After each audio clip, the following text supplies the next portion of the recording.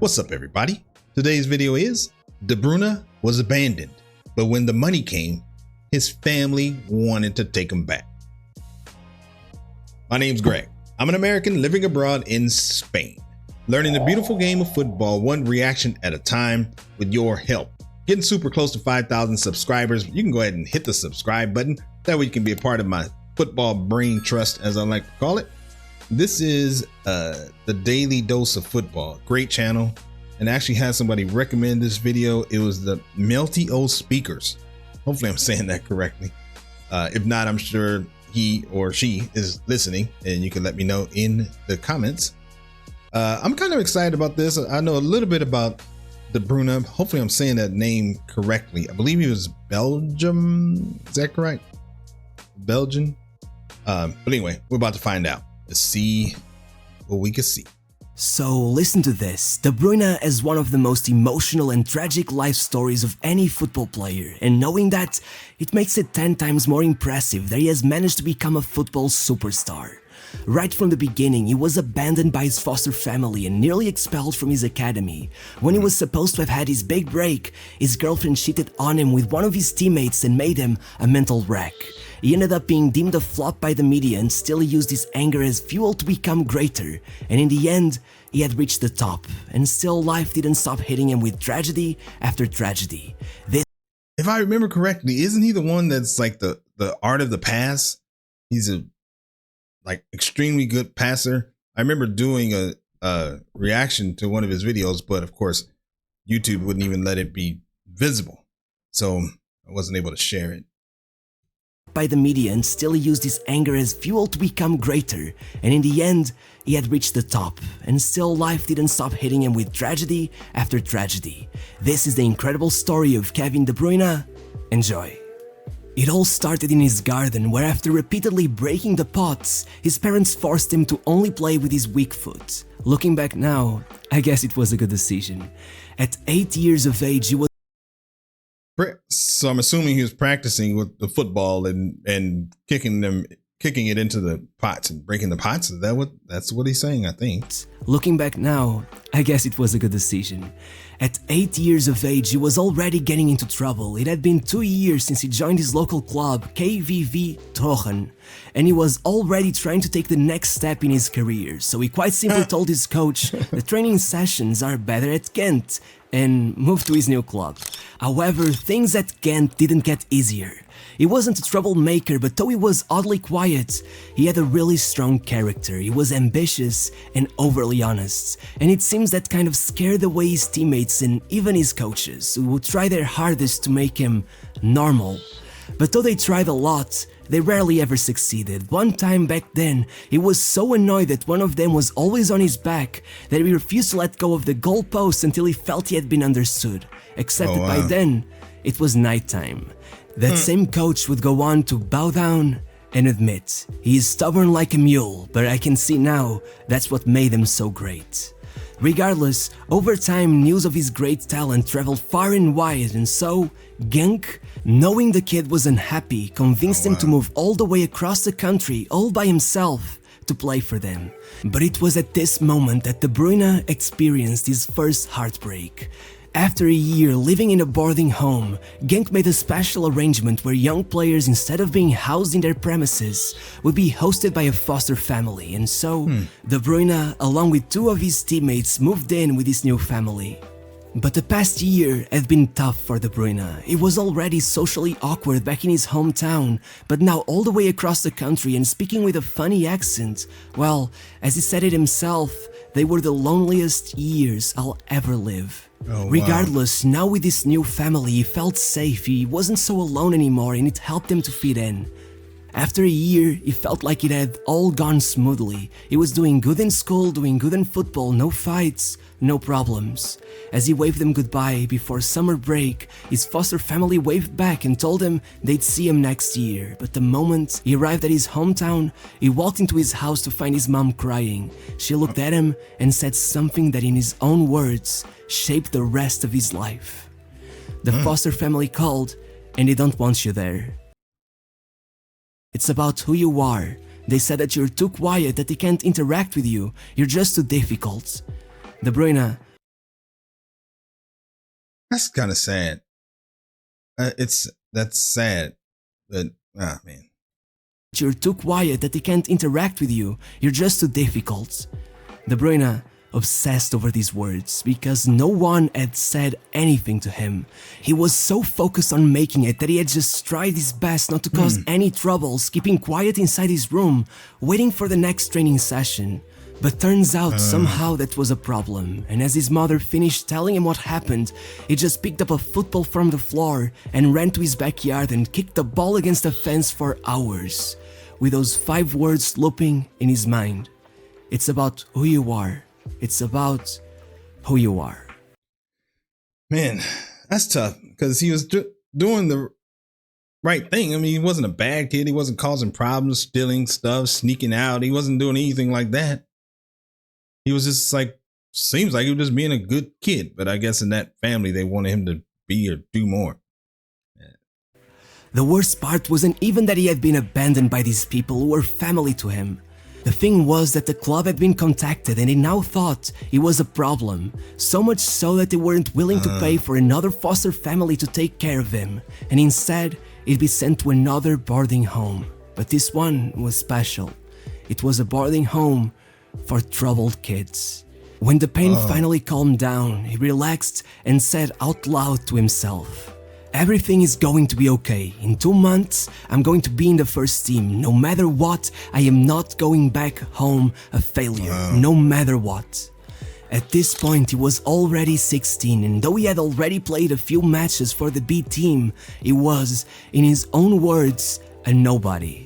But that year, once summer was over, he arrived at Genk, and I'll just quote him, "I had so much fire inside me, it was mad. I remember the exact moment everything changed. We played on a Friday night, I started on the bench. When I came on the second half, I just went crazy. 1 goal, they don't want you anymore. 2 goals, too quiet. 3 goals, too difficult. 4 goals, they don't want you anymore. 5 goals, because of who you are."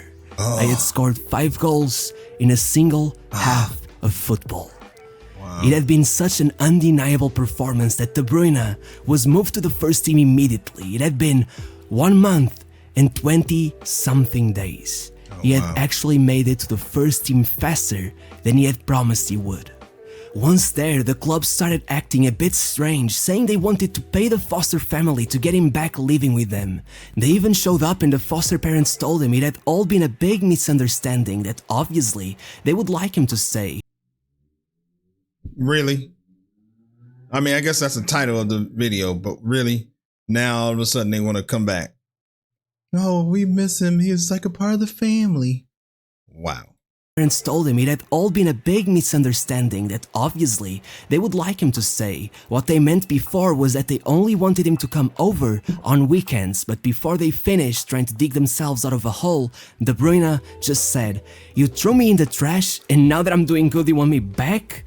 And before they could even say something, he turned his back on them. Eventually, when he finally talked about this in an interview, he said that he should have probably thanked them, because it was their actions that fueled him to become great. And indeed, the following years were something special.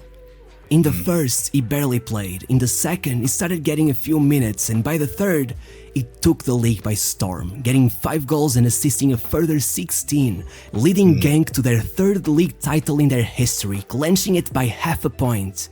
That might sound weird, but it's actually true. In the Belgian league, in case of Where's Genk?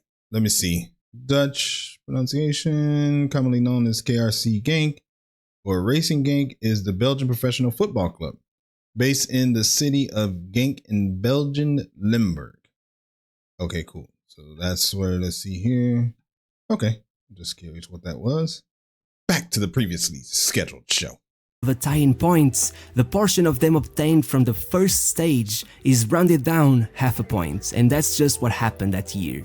If that's the tightest title race you've ever heard of, drop a like on the video.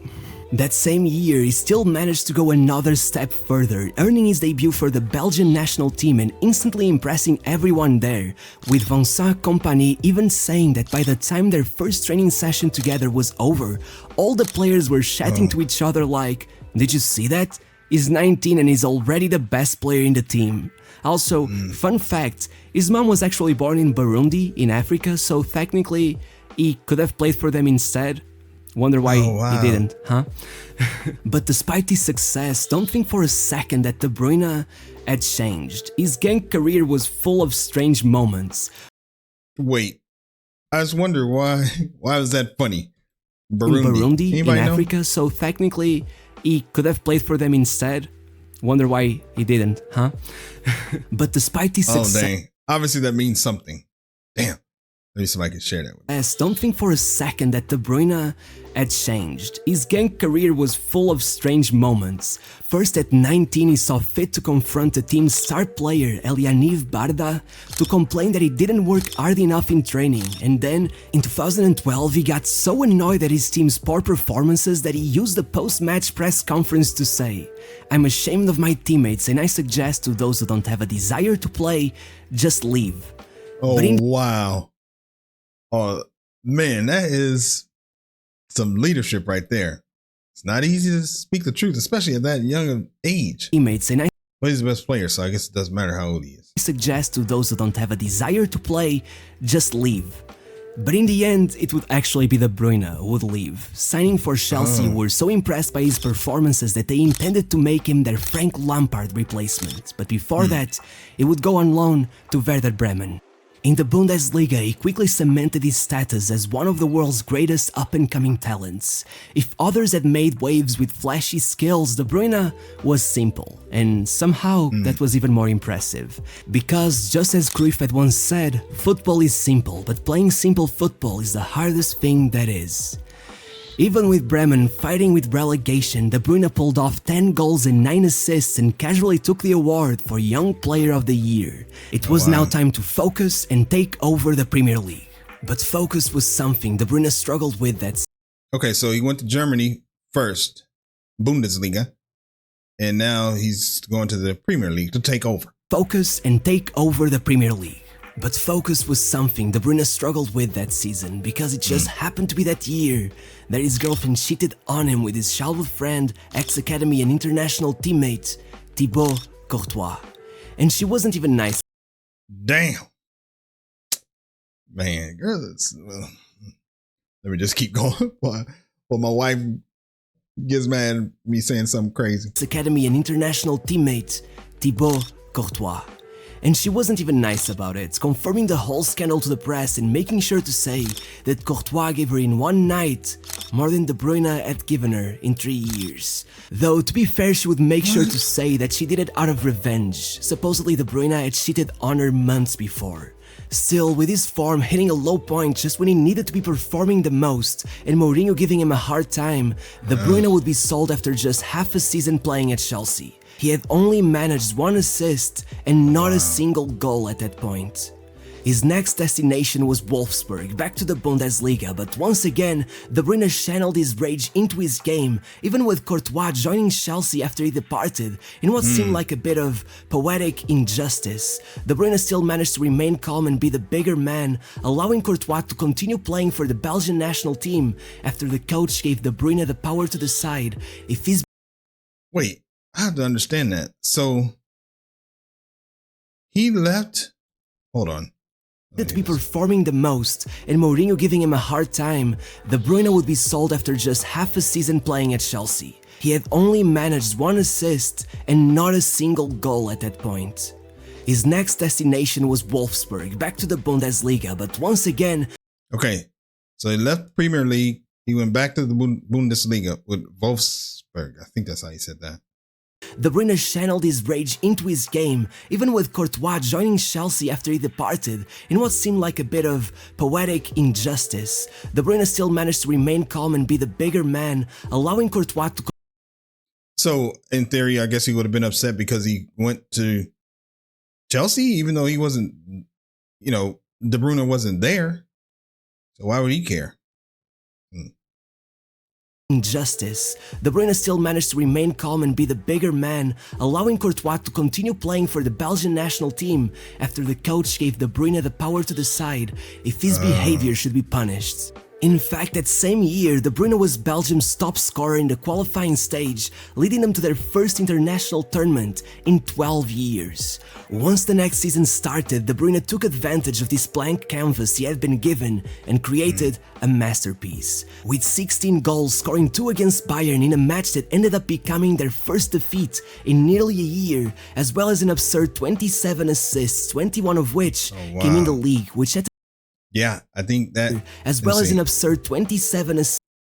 Yeah, I think that's right. Because if I remember correctly, like I said earlier, he was like the art of the assist. So, I mean, I don't know if it's normal or not.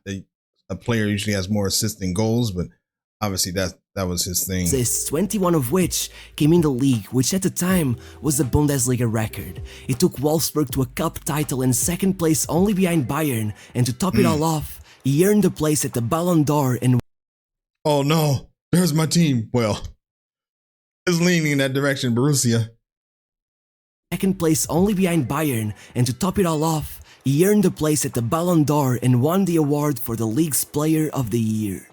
What? Oh, I didn't know that. In 2014-15, he won the Ballon d'Or? He earned a place at the Ballon d'Or and won the award for the league's Player of the Year. Oh, wow. And if you're wondering how he managed to make such a comeback after having his heart broken, well, that year he met his future wife. There you go. They can break you down. They can also build you up. He was so insecure after years of media persecution that his friend had to take his phone and send that first text, but now De Bruyne says that she changed his life, that without her, he would have never been able to get out of his shell. By the end of the year, they were already about to have their first child, and unfortunately, a major scare arrived when one morning, his wife woke up and she was bleeding. The moment De Bruyne felt helpless in that hospital hallway, he realized that there was much more to life than football, and though in the end everyone was okay, he had once again had a life-changing moment. From there on out, he didn't play because he had a fire in him that needed to be fueled. He played because he was in love with the game. That's my son's name right there, Mason. Fire in him that needed to be fueled. He played because he was in love with the game. And 1 year after his move to Manchester City for 76 million euros, making him the league's most expensive ever player, depending on the currency, one man arrived that changed his life forever. Pep Guardiola. Ever since his return to the league, De Bruyne was labeled a flop. Oh. Damn, I guess I didn't realize that Pep went to Manchester City. I knew he was in Barcelona, right? He was a part of the tiki-taka. Pep Guardiola. Ever since his return to the league, De Bruyne was labeled a flop, a Chelsea reject. But then Guardiola sat De Bruyne down and told him quite simply, Kevin, listen, you can be a top 5 player in the world, top 5 easily.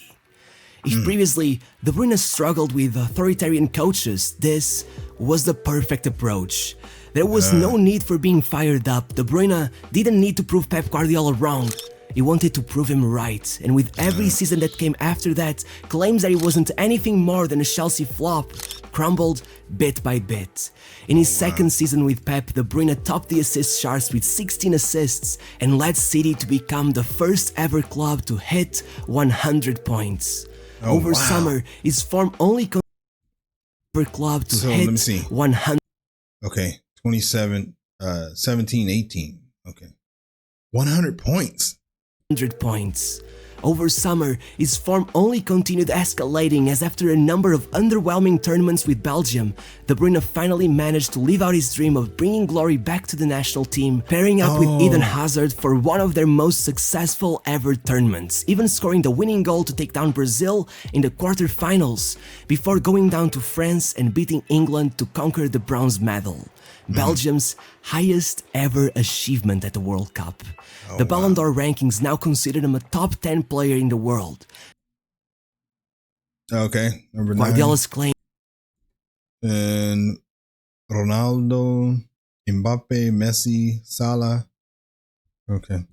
The Ballon d'Or rankings now consider him a top 10 player in the world. Guardiola's claims were slowly becoming true. But 2019 proved to be another tough year. His injuries came over and over again, and the day after his second son was born, De Bruyne tore a ligament in his knee, leaving him in a brace. He called his wife and she noticed a tear in his eye. He told her, "I'm not gonna be able to even dress myself. You're gonna have 3 babies at home now." And he quite simply broke down crying. She was as worried as she was shocked. Once he calmed down, she told him, "You didn't even cry at our wedding. You didn't cry when the kids were born, and one was literally born yesterday." Reflecting on that moment, it would go on to say, "Weddings and funerals, I'm a rock, but take football away from me and I'm done." But worry not, once he got back into shape, Come on, De Bruyne. "But take football away from me and I'm done." But worry not, once he got back into shape, he did not look back. The 1920 season became a staple of his career, and even if City failed to win the title, with 20 assists, not to mention an extra 13 goals, De Bruyne had tied the legendary Thierry Henry for the league's all-time assist record, and had been named the best player in the league. Had the Ballon d'Or been a thing in 2020, I guess I'm kind of surprised that with 20 assists, not to mention an extra 13 goals.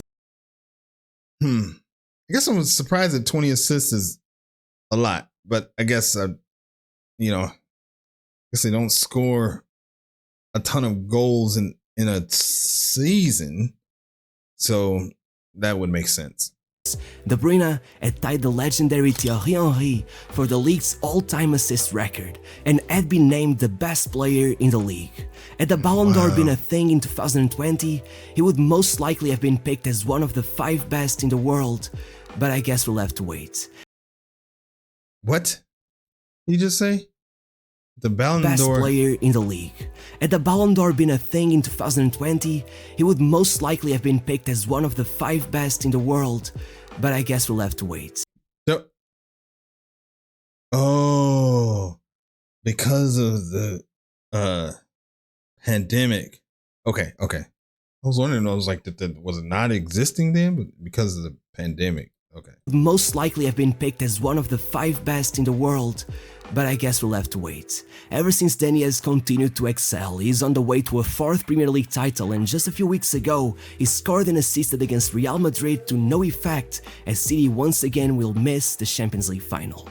It's the one thing keeping De Bruyne from going head-to-head with pretty much any midfielder who ever played the game. As Guardiola once said, Messi sits on a table all by himself, but De Bruyne, he can certainly sit on the table beside it. Oh, wow. So, oh, man. Melty O Speakers, thank you for recommending that. That was really, really good. I think it's so cool to see a different perspective, because what normally happens is watch compilations, all the shots look amazing, but it just means more when you know who they are, what their story is, and it just kind of is awesome. So I definitely appreciate that. Let's take a look and see what the people got to say here, because I'm sure they got something to say here. This makes you understand why he was so upset when David Silva and Fernandinho, I wonder if that's how you say that, Fernandinho, wouldn't let him talk. This makes you understand why he was so upset when David Silva and Fernandinho wouldn't let him talk. He came from a humble and disturbing background. Everything turned against him except what he does best, football. He only cried when he couldn't play football. This tells us football is his life. Mad respect on KDB. Tough character. I've gained even more respect for De Bruyne now. Very admirable player. He was really, really good. Perfect. I'm glad we got a chance to watch that and check that out and learn a little bit more about Mr. De Bruyne. So if you stuck around this long, you like the video, go ahead and hit the subscribe button and like the video. Obviously it helps with Mr. YouTube or Mrs. YouTube, how they determine whether or not they're going to help this channel grow. So do that, help a brother out. That would be appreciated. As always, thank you for stopping by, and we will see you on the next video. Peace.